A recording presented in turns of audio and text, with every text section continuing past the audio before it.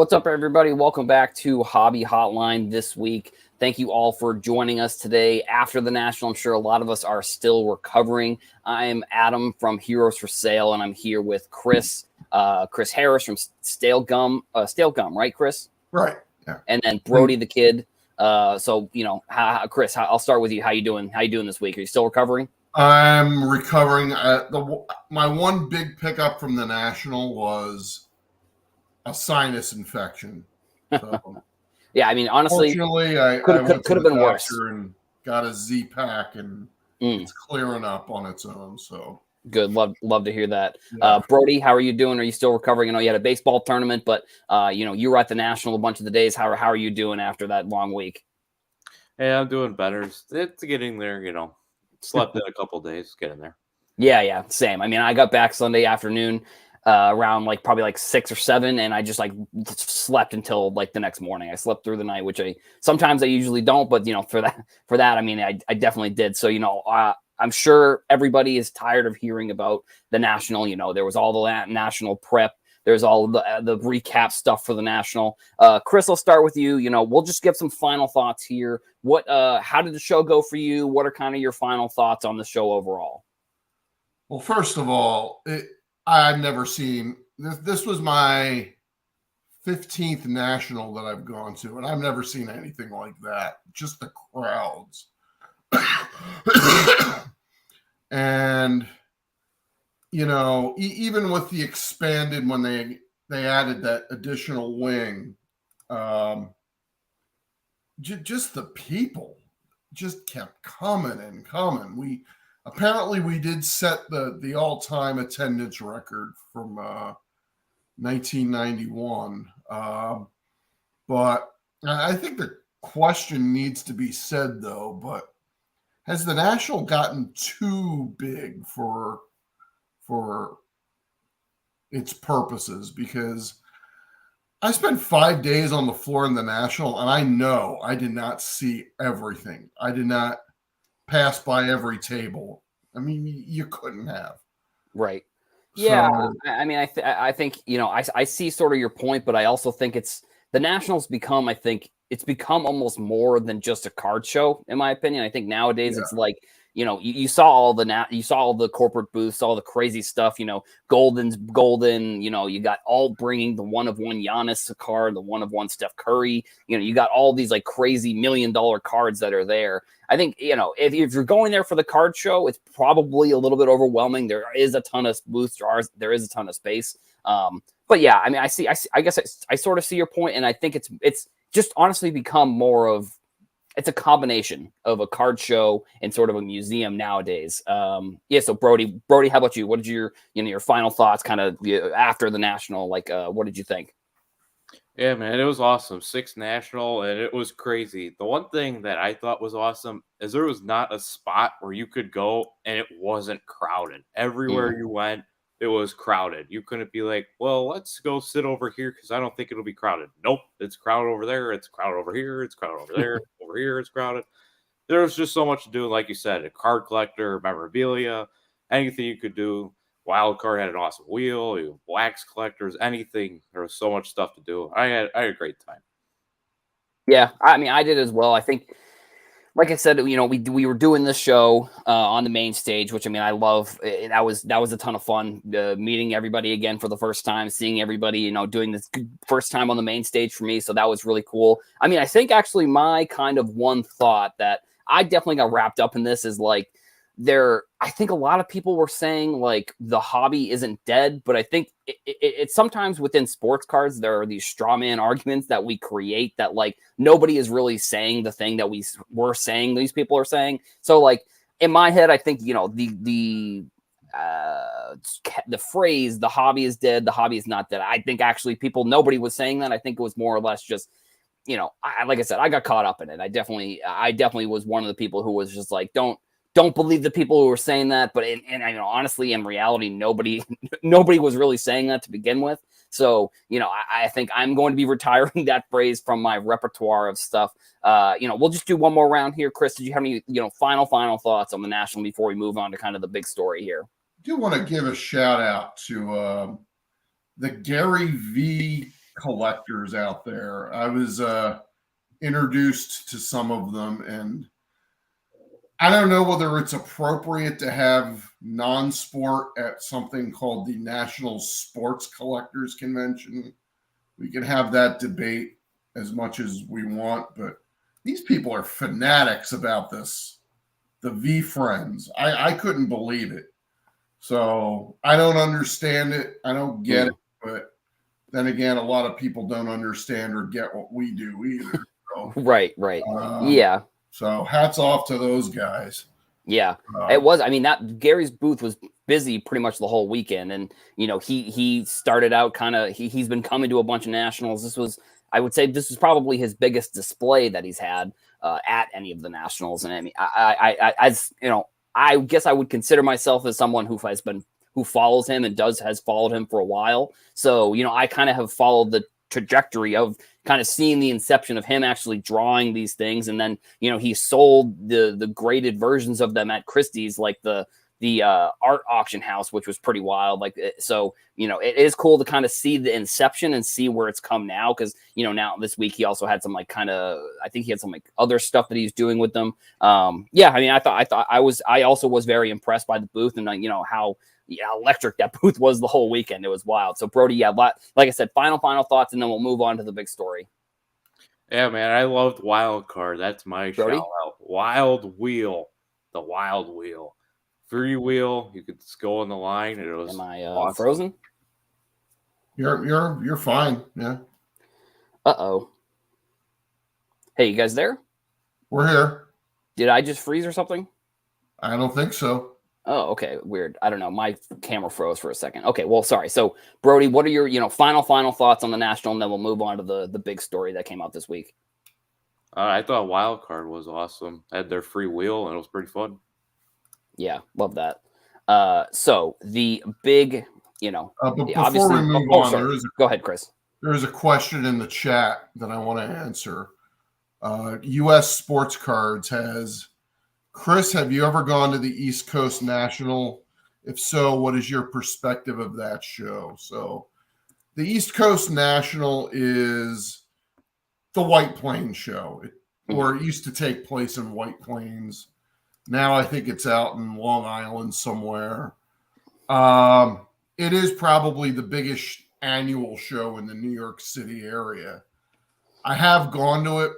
I don't go to it that much anymore, mainly because a lot of the dealers that set up at the National also set up in White Plains.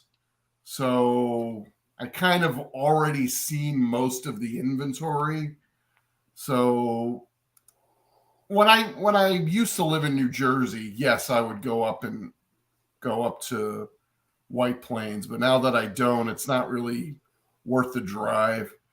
If you didn't go to the National, then it might be worth the drive for you. But yeah, it's annually. It's the biggest show in the New York City area, and it's worth going to once. So especially if you didn't go to the National that year. So. Gotcha. Yeah, and I also want to give, before we move on, I want to give a shout out to everybody commenting in the chat. What's up, everybody? Thank you for commenting. We always love those. Make sure to like and subscribe here, and then also let us know where you're watching the show from. I'm always interested. That's one of the cool parts about shows like this on the internet is like people can watch it from wherever. So definitely want to know where you guys are watching from, or girls, I guess, if there's any women that are watching as well. I don't know if there is, but either way, comment, let us know where you comment, let us know where you're watching the show from.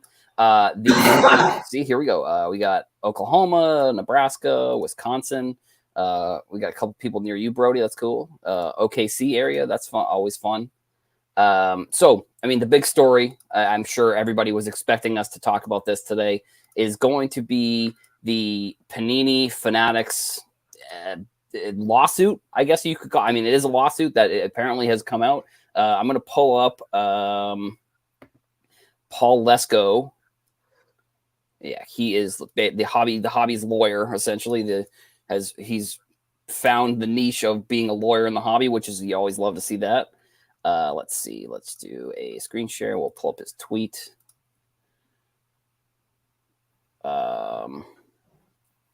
Pull that up here.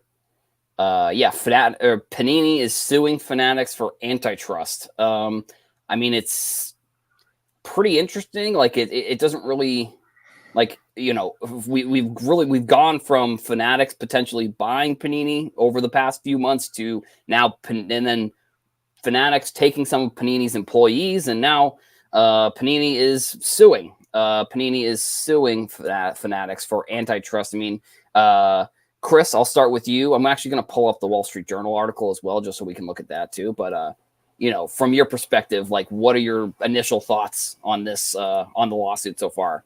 Okay, so I think a lot of people that have followed me on Twitter and regularly watch this show probably know this, but my day job, I work for the federal government, and part of my job is antitrust enforcement. Now, I don't want to portray myself as an expert on antitrust, but nor do I want to say that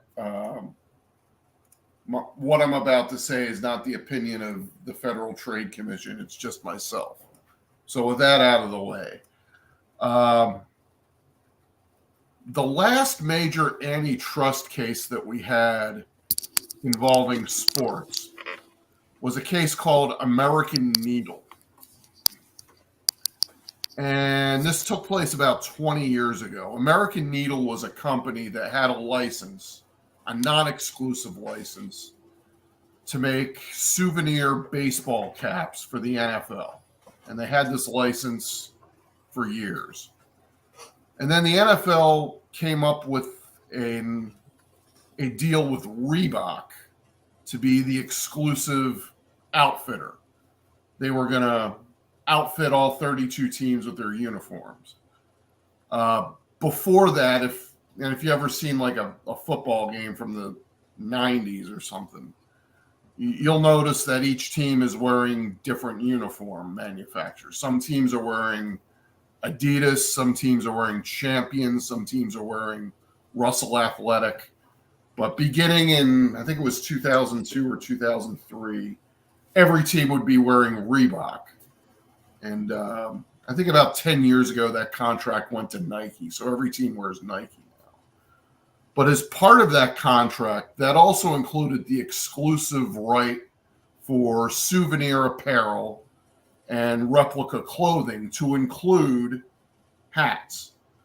So overnight, this company, American Needle, loses its license, and they decided to file an antitrust lawsuit against Reebok and the NFL.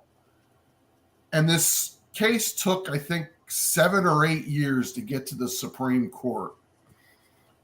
And 2011 or 2012, I think it was decided. And it was decided unanimously, 9-0. So on the one hand, you had the conservative wing of the court, the Clarence Thomases and Scalia's, agreeing with the Ruth Bader Ginsburg and the liberal wing of the court.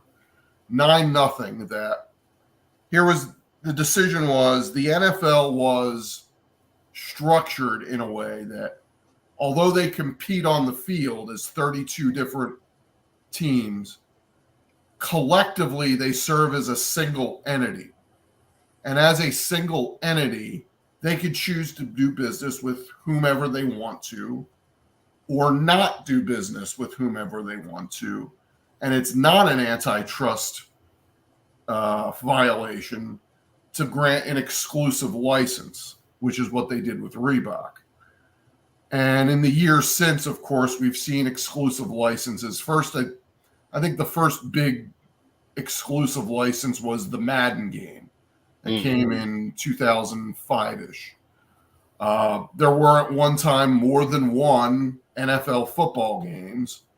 And I think NFL 2K5 came out. Mm-hmm. And to this day, a lot of people still think it's the best NFL football game ever made. So, and the following year, just, EA Sports just backed up the Brinks truck and asked for an exclusive license, and they got it. And leagues figured out that licensees were willing to pay a premium for exclusivity. So then a few years around the same time, Upper Deck made their deal with the NHL to be the exclusive licensee. Panini came in and became the exclusive NBA licensee.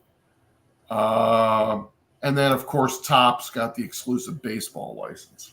Mm-hmm. So we've now seen Fanatics come on the scene like 2 years ago. They kind of blindsided everybody in the hobby. When they, I remember 2 years ago at the National when Fanatics had a booth set up, and nobody was talking about Fanatics acquiring these licenses. Yeah, one cold December or January night, Fanatics came in and basically swooped in, which was pretty wild. Yeah. And they did it like a couple of weeks before Topps was supposed to go public with that big SPAC acquisition. Yes, that's right. That was going to make Michael Eisner $600 million. And that kind of tells you how ruthless Fanatics does business. And we've seen this,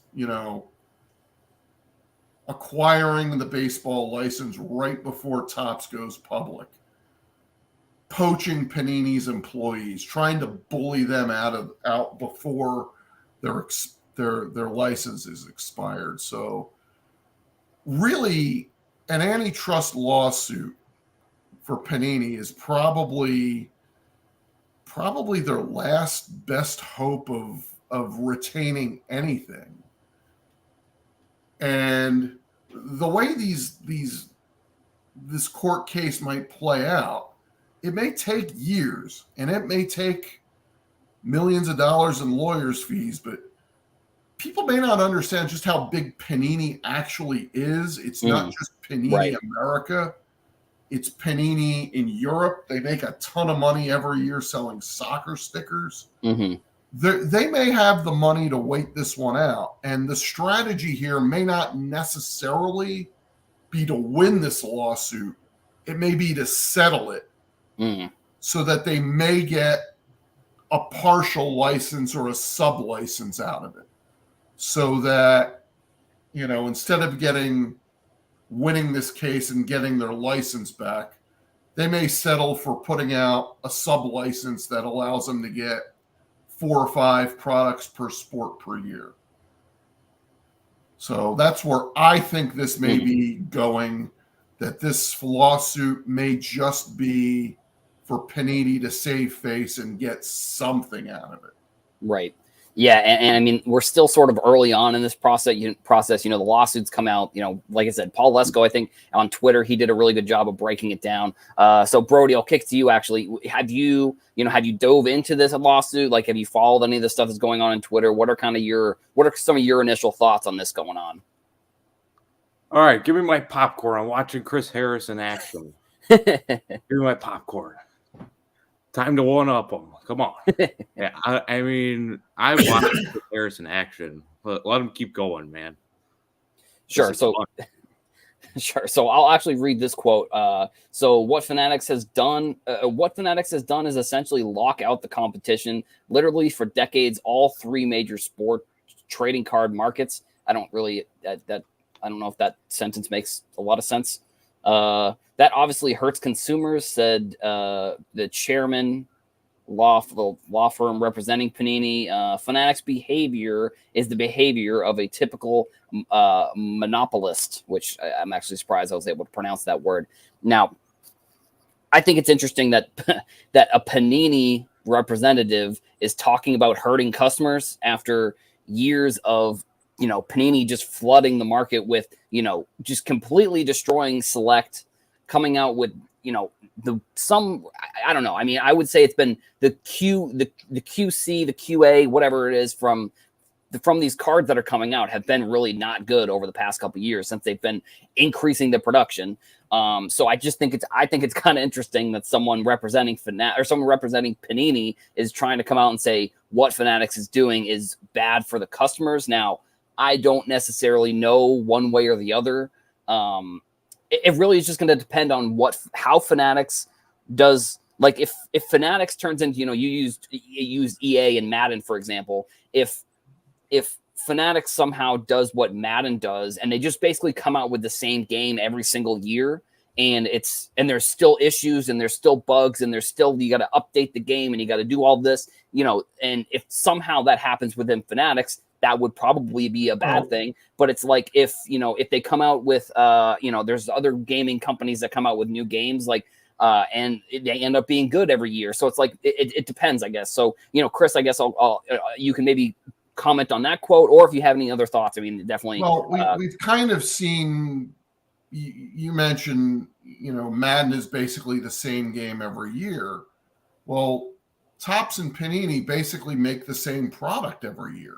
They Right. use a little, they change the design, but, just take a look at Topps flagship every year. It's 660 cards, the same parallels. There's always in every Topps baseball product some kind of reprint insert. I mean, when was the last time that Topps did anything new or original? Well, I mean, up until this year's big league. Up until this year, I think. New. And then, the debut patches, I think Fanatics has kind of come in. I mean, I think we've seen at least a little bit more innovation since Fanatics has come in. Like, they got the NIL licenses. They've been coming out with some of the, the actual NIL products like Bowman and then not like it, because I think the big difference between those products and what Panini was coming out with was that these players are still in college when the products are coming out, versus they have to be drafted. They were all the college products for Panini, the Zions, all the products are coming out after they get drafted. So it's like, people don't care as much because now they have actually the professional cards where, for example, we'll talk about this maybe a little bit later, like the Victor Wembanyama card. He was drafted, but like the product came out before he was drafted. And, the 1 of 1 was recently pulled. I'll actually, I'll pull another quote here from Fanatics. In a statement, a Fanatics spokesperson called the lawsuit a baseless, last grasp, failing effort by a company that has lost touch with its customers, is failing in the marketplace and has tried unsuccessfully for years to sell itself.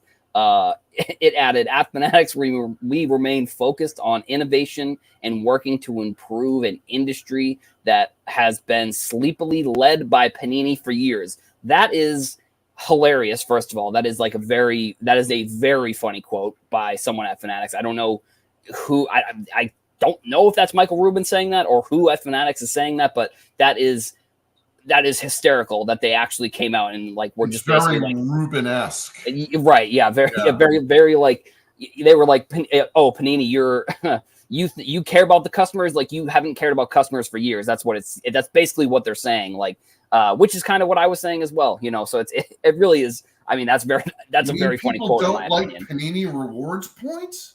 Right. Yeah. They don't like expiring the expiring redemptions. I mean, look, Panini, they've almost failed upwards, in my opinion, over the past few years with sports cards and, the Zion craze and the Trevor Lawrence craze and the LaMelo Ball craze. It's like it all kind of was like a perfect storm for them where they could kind of just do business as usual. And like I said, not really maybe innovate as much. And I think that actually unfortunately, I think it's a decent representation on sort of what Panini has done, in my opinion. Brody, I'll ask you this question. I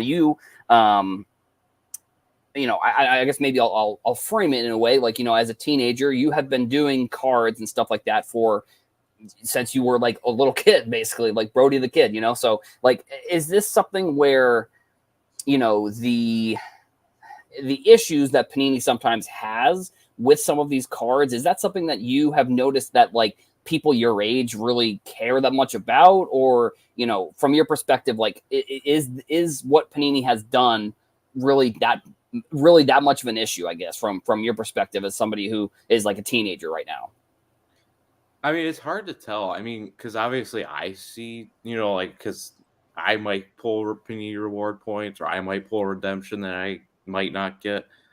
But I don't know if, like, 10-year-old in a shop, I don't know if they get reward points. Do they get mad about it? I don't really know. Or if do they open enough product to get points eventually, I don't really know. So that it's kind of a tough one, but they might get excited because they think it's like a hit. Mm. So maybe they get excited about it. I don't know. Sure. Yeah. And so do you think, I mean, I know everybody at this point has given their take on Fanatics versus Panini versus Topps versus everything. Like Fanatics coming in, I mean, is that something that excites you? I mean, I like I said, I know everybody's sort of giving their take at this point, but from your perspective, like, do you think Fanatics will be able to succeed, or do you see that maybe things are going to take a step back over the next few years if Fanatics, doesn't change anything, I guess? I mean, I'm excited because wrestling, I mean, I'm a huge wrestling collector, and Panini's wrestling has been really good. So I'm excited for what Fanatics gets wrestling because I think they're going to have to really see what Panini's done and take it to a whole nother level. Because I think they want to beat Panini, and to beat Panini, they're going to be really, really good. So, and that's just wrestling. And when you talk about football and basketball, they're going to have Topps Chrome and all this stuff that they've done for baseball. And when they put out Topps Baseball, they had these new parallels like the Taco Fractor and the Frozen Fractor. And I think it's cool. It's new innovations, and they could do stuff like that while they have this license. Right, exactly. And I think this quote actually here is kind of a perfect example, in my opinion, of I think it's an example of Panini not realizing that they really failed upwards with sports cards over the past few years. So the lawsuit says that through superior innovation and competitive success, Panini achieved great results for the leagues and reliably increased revenue. According to figures from the company, its trading card business has grown from $200 million in 2017 to over $1 billion in 2022.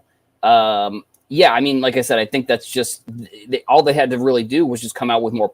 If you look at that 2017 date and you look at that compared to how much product is out in the market now, I think that's a perfect example of they just came out with more product. I don't necessarily think it wasn't superior innovation that they did. All they did was just produce more product and sell it. Like, and so Chris, I'll kick it over to you here. Like, a couple of the quotes that I pulled here, what are kind of your thoughts on that stuff? That's kind of exactly what they did was and then again, this also coincided with the pandemic. And people started getting into cards. We all remember what happened in 2020 and 2021. People camping out for blasters. People posting their attics full of Panini blasters, Yeah, I mean, what exactly did Panini do other than increase production? I mean, Select used to be a hobby-only product. Now you can find it in blaster form on retail shelves. What makes that Select any different than Panini Prism anymore? It's basically Panini Prism Series 2 now. Right. Excuse me. Yeah, I mean, honestly, I would be interested. Panini keeps saying that they've been innovating. I would be interested to know. If I'm Fanatics, I would come out in this lawsuit and be like, tell us what you did that was innovative. Like that's the next step that I would do for. And I don't know, this might even be a scenario where like this is going to, I don't think this is going to go well for Panini. Like, I just don't see how all this is going to really do, in my opinion, is hurt Panini's value and make it easier for Fanatics to buy them, or like for them to do something. Like, I don't know what their end goal is here. Like, Chris, so what do you think? What do you think the end goal with this lawsuit is? I think you'll be surprised. Panini is a lot bigger than you think. I think it's in their best interest to keep this lawsuit going and maybe, like I said, sue and settle. Keep this lawsuit going and then see if you can get either get Fanatics to buy you out at market price, not at a cut rate price, or maybe just to get a sub license out of it. Right. So, And I actually want to highlight Philly Joe's comment here. Is it possible that people hobbying don't care about what happens to modern cards? We have 150 years of cards to get involved in. I'll ask you this question, Brody. Like, for you, like, you said you're into wrestling.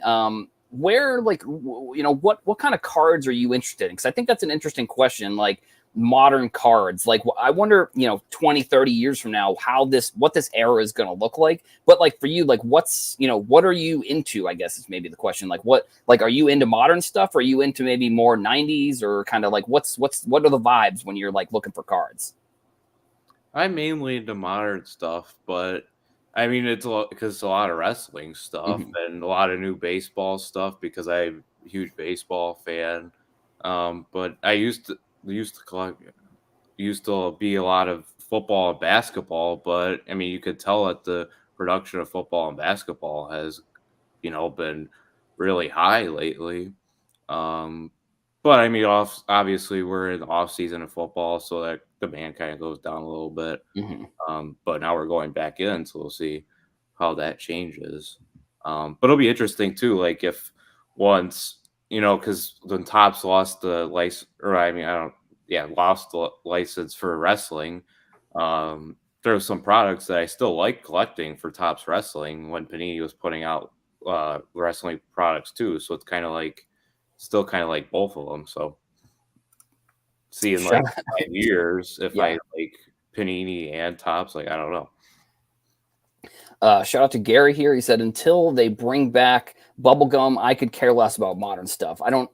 That's a good point. That is a phenomenal point, actually. I actually think that would be more innovative than anything Panini has done over the past, couple of years, is bring back that bubblegum, put it in like a heritage set or something, or make like a bubblegum product or something. I don't know. So, Chris, what are your, I know you've been kind of going over your thoughts. So like, what do you think is going to happen here? Like, do you think, like, and maybe that's similar to what the last question was, but like overall, do you think like Panini will ever not exist? Like, do you think that this will make it so that way? Like, do you think that Fanatics would buy Panini and then dissolve it? It's kind of what Elon Musk is doing with Twitter, I guess.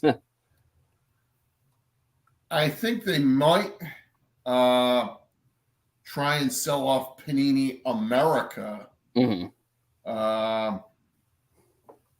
I don't know. I think Panini's end game here is to drag this suit out long enough to get a settlement that satisfies them, whether that's selling off Panini America to Fanatics or getting a sub-license from them and continuing to make cards. And actually, Brody, I'll ask you this question. Do you think Topps or Fanatics should try? I think the sub-licensing I actually think is really interesting. Like, do you think that Fanatics / Topps should come in and maybe try and sub-license brands like Prism or Select and make the cards for their own? Like, do you think that's a possibility, or is that even something that you would really want to see potentially? I think it would be cool, like, because I think that kind of takes away some of the monopolizing that we've seen, or potentially in the future. I think it would be cool. Chris, what about you? Do you think that Topps or Fanatics would come in and potentially sub-license any of the Panini brands? Like, do you think that's a possibility? I don't think they would want to do that, but if it means settling this lawsuit, and again, this all depends on how long this lawsuit is dragged out, how much Fanatics has to spend on lawyer fees. They may settle for that. I know collectors, that's what a lot of us want, is a second licensee. But what we want and what we get isn't necessarily what happens. Right. Not always the same. Yeah. So I'm actually going to pull up Panini's statement here and just see if there's anything really, since entering U.S. market in 2009. Panini America's goal has been to bring new collectors and consumers into the trading card category, rejuvenate the marketplace to benefit everyone from mass retailers to hobby stores, our licensed partners at the leagues and players associations, and the individuals. This is a long sentence here. Players associations and individual athletes that we highlight and contract to individual deals to this is an interesting sentence. Again, I don't know. It seems, I mean, we'll see how this ends up going. Panini was the first of any trading card manufacturers to embrace, support, and welcome case breakers into the trading card community.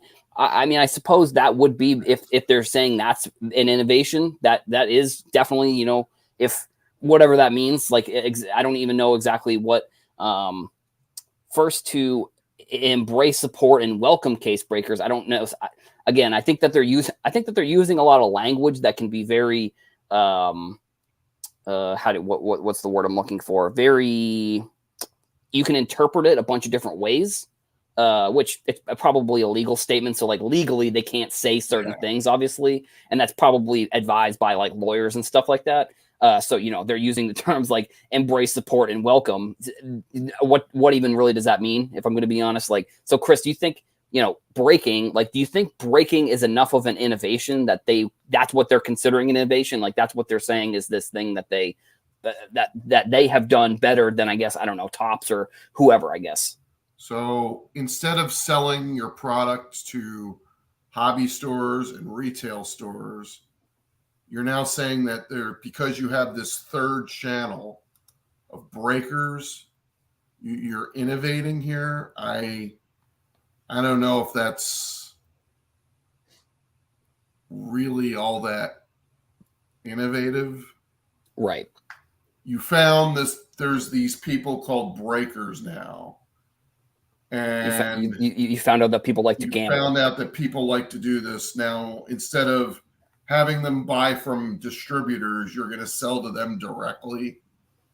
That's a bit of a stretch.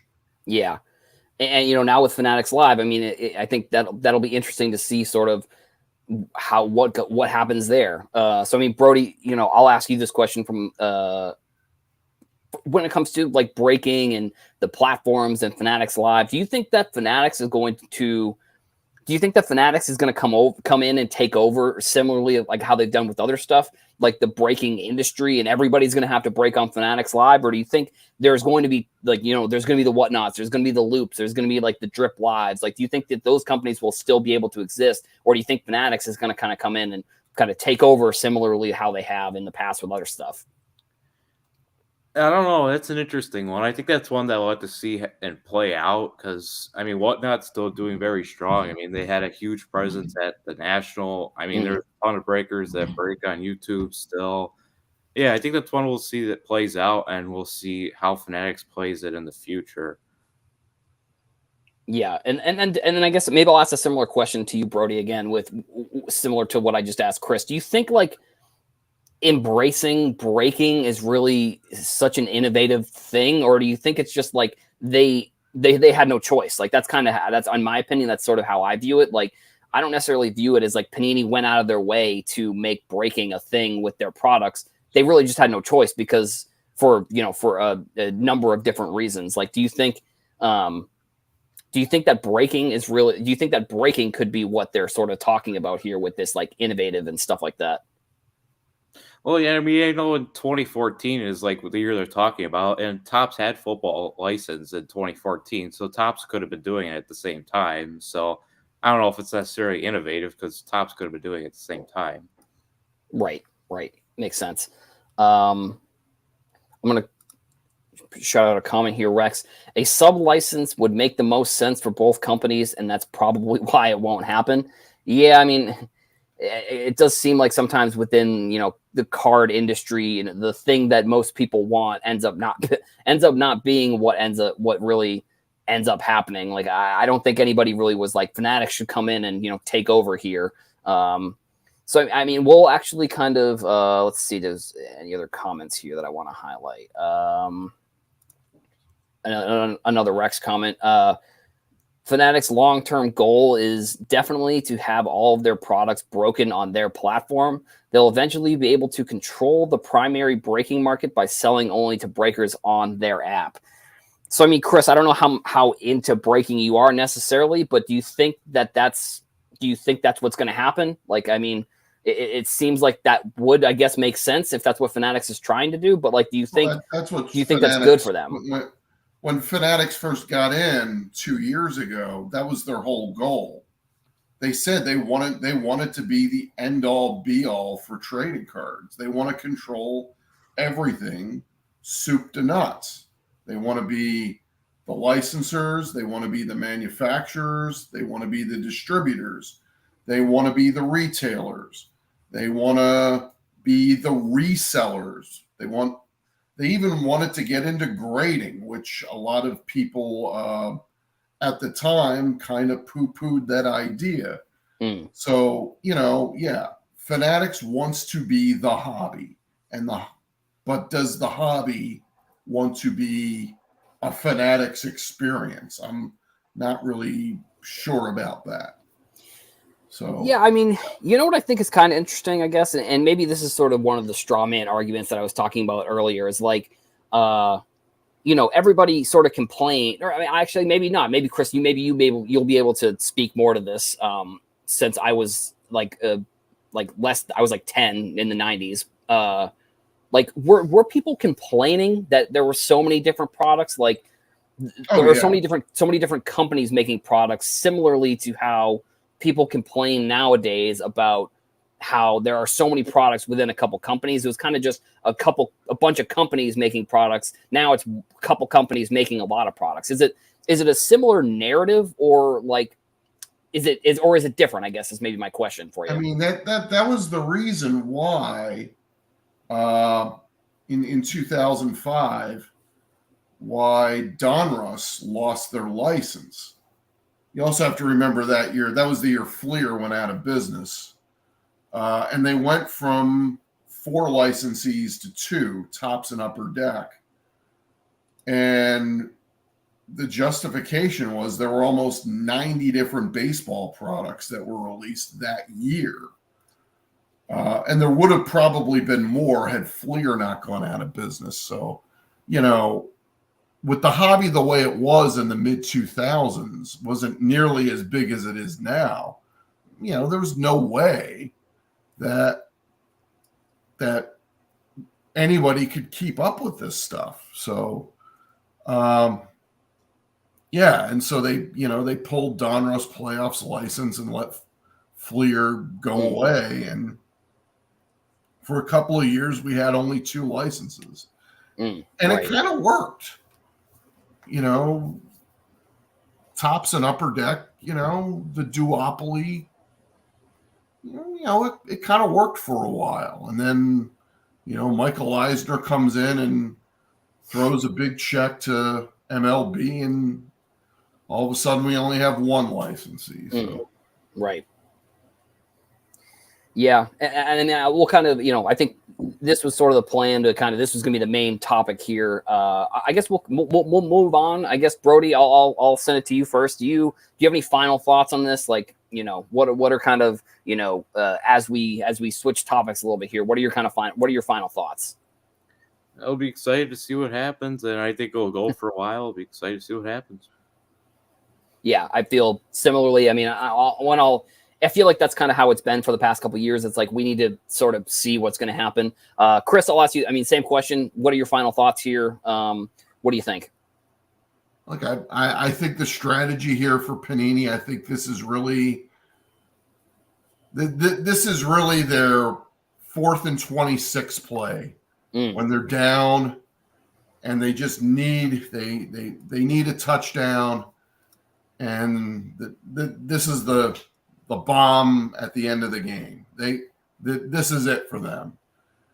And, I think they're not, I don't think that they're even going to expect to win this. I think it's to drag this case as long as possible until they get something out of Fanatics, whether that's a buyout offer or a sub license.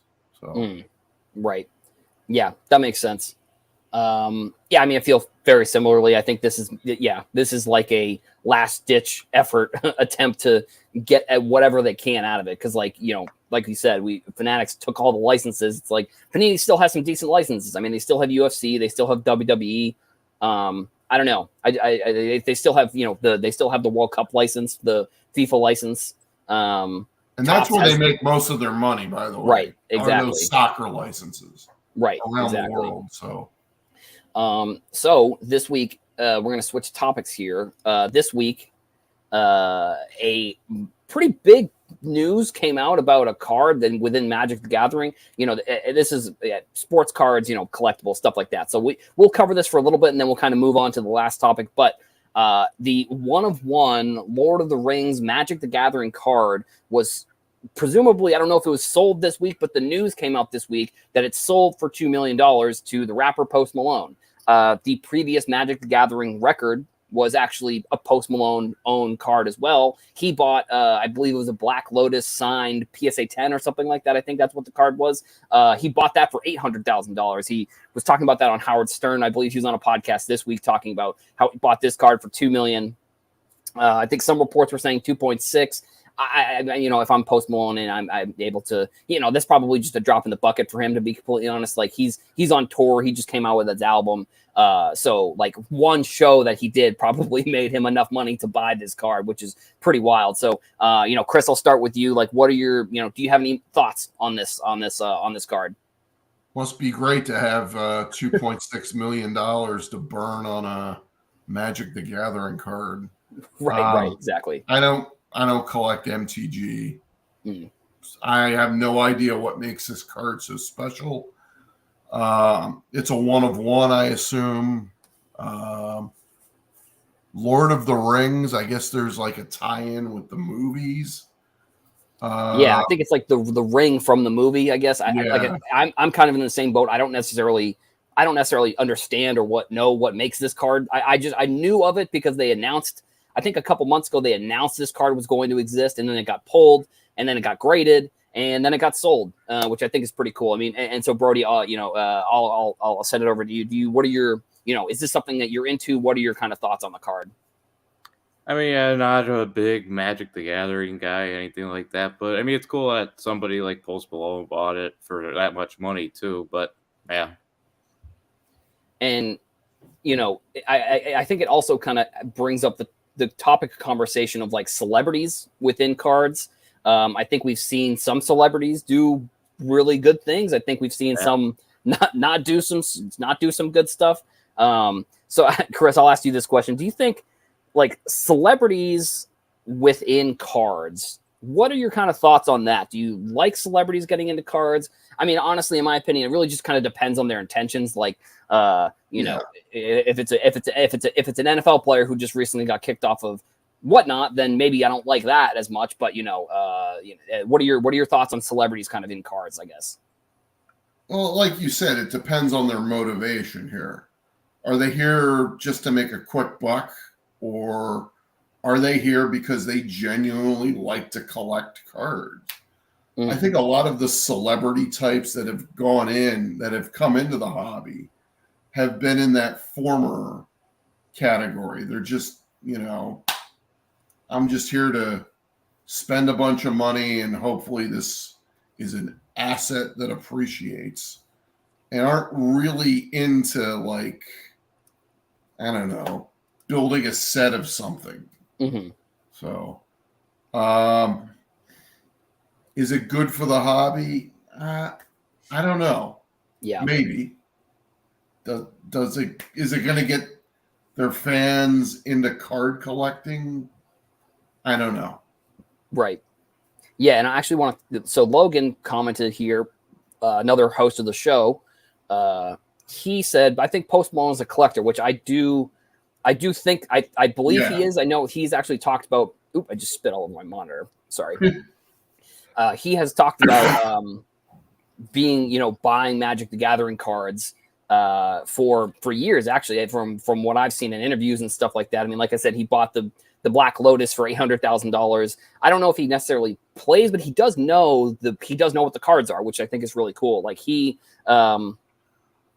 there was a video actually that came out of him at like a concert or something, and someone gave him like a pack of the Magic the Gathering cards, and he was flipping through and he knew all the cards, which I thought that was really cool. I mean, that's kind of the point, I think. Like, if a celebrity or somebody, famous can come in and they understand what's going on, we've seen it a billion times with athletes coming into breaks and they don't know anything about cards. And, it's very kind of obvious that they don't know anything, and they're just, they don't know what's in the packs. They don't know what's in it. And, it's a marketing thing. But I think for somebody like Post Malone, I don't necessarily know if he's going to get into, I don't think he's into sports cards necessarily. I think he's obviously more into, Magic the Gathering, maybe Pokemon. I guess I'm not 100% sure.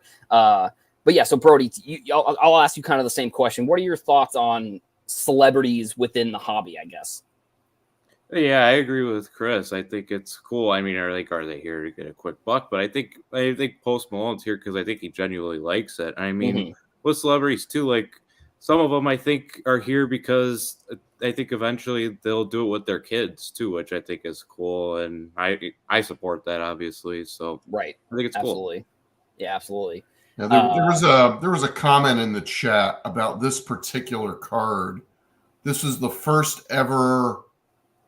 Oh, here it is. Serial numbered 1 of 1 Magic, which I kind of find hard to believe that this is the first ever 1 of 1 in the almost 30-year plus history of MTG. So got that for it.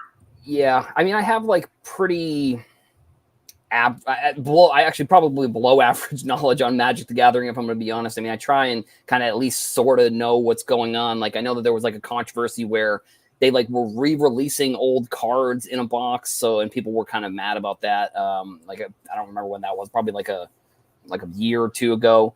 Either way, I mean, yeah, I think it's a really cool card. I mean, the art is obviously really cool. I don't think he I don't know if he plays. I don't think he would play with graded cards necessarily, no. But yeah, either way, I mean, this was one of the cards that kind of was, people were pulling together in the news this past week. And then I believe this was breaking as of last night, the 1 of 1, Victor Wembanyama, and this was one of the innovations I think that Fanatics came in. Oh, here it is, the 30th anniversary packs. That's what it was. They were re-releasing cards, old cards that were making but they were the same. I think I forget exactly what it was, but it was hurting the rarity of some of the older cards because they were re-releasing them, I think. And also the price. I think the price point was like extremely high. I think it was like a National Treasures level price point. Not, obviously, I'm just using that kind of as in relating it to sports cards. But yeah, so like I said, the 1 of 1 Victor Wembanyama Superfractor has been pulled. I think the autographs are live from this product. So if you pull, but it's a redemption for Wembanyama, unfortunately. But either way, I think if you pull the redemption, you would be able to get the card if you pull it. But yeah, so I mean, Wembanyama kind of, I don't know if necessarily we're going to see like the huge crazy spike the way we did with Zion when it came to like a kind of a crazy prospect. So Brody, I'll kick it to you. Like, what do you think of Wembanyama? Do you think he, maybe not necessarily if he's a good player or not, because we don't really know, but like, what do you think of the hype? Do you think it's as crazy as it was with Zion, or you think it's definitely, in my opinion, it's definitely dialed down a little bit? Yeah, I wouldn't say it's as crazy as Zion, but I'd say it's probably the biggest hype since Zion, because people are pretty excited about him, and there hasn't been a big prospect in San Antonio for a long time. I mean, this is a pretty cool card. The awesome card, 1 of 1. Pretty awesome. Definitely. Chris, same with you. What are kind of your thoughts on this card? I'm kind of curious how this would compare and contrast with the first Panini Prism 1 of 1 in an NBA uniform. Mm-hmm. Which one would be more desirable? I would probably guess that it would be the Prism card because it's licensed.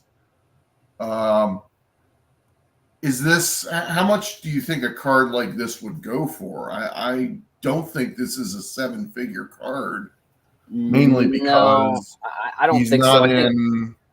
it may be his first, but it's still not an NBA licensed card, though. I thought Golden had one of his other from Bowman's Best. Didn't he have the Auto Superfractor and 8.5, I think?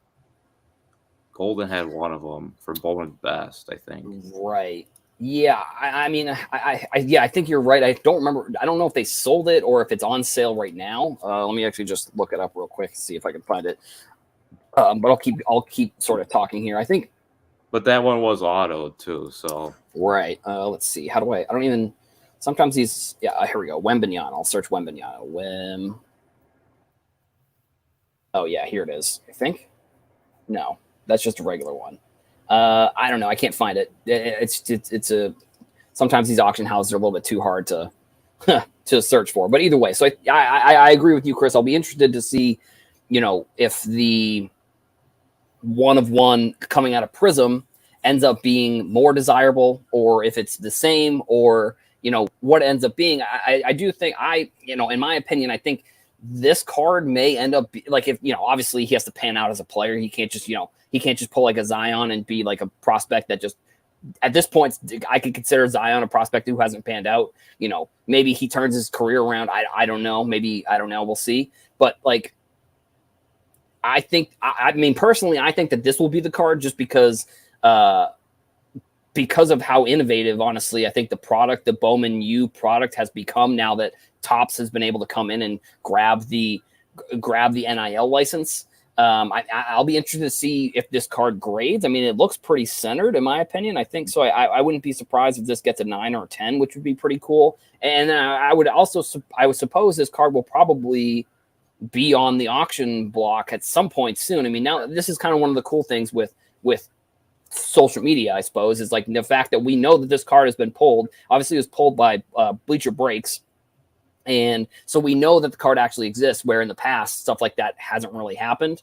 And yeah, actually, Abel actually in the comments here had to go on that I was going to mention too. In the Panini packs from the National, he had a Spurs jersey, like a card with the Spurs jersey, which would have been which now that's his first. And I don't know if there are numbered versions of that card, but that will be his first Spurs card coming out of the National packs, which correct me if I'm wrong, I think that they used to do college versions of those cards in National packs, and I think this is the first year that they've done. I'm not sure if you guys know, is this the first year that they've done the licensed cards, like the NBA cards in these National packs? Yeah, because I think Zion was in a Duke uniform, so right, yeah, I think you're right. Yeah, I mean, I think I think it'll be an interesting card to watch now that we know that the card exists for sure. And we're actually kind of coming up on the end of the show here. I think we'll probably wrap up with some final comments. I always like to make sure that we get the final comments in. Chris, I'll start with you. You have any final comments on the show today? Do have to say one thing that I did not say last week, and that's keep on rocking in the free world. That's right. Got to get my gimmick in. Of course, yeah, on the stage of the National, yeah. That which I believe that audio and the video is that up on the Hobby Hotline channel? I believe it's up somewhere. Okay, yeah. If you check the Hobby Hotline Twitter, I'll see if we've tweeted it out. But if you want to catch us, we were on the main stage last week at the National. I don't know if I mentioned that at all, but that was really cool. Like I said, that the video should be live somewhere. I think if you go to YouTube, if Hobby Hotline, it should be there. Brody, same with you. I'll kick it to you. What's your final comments on today's show? It's International Trading Card Day, so I'm probably going to be heading out to a shop. And, man, fun show. Thank you, everybody, for watching. Love that. And like I said, we will be back here next Saturday on Bench Clear Media. Shout out to everybody in the comments. Shout out to everybody watching from all around the country, all around the world. Everybody have a great rest of your weekend. Bye-bye. Oh, I forgot I need to pull this up.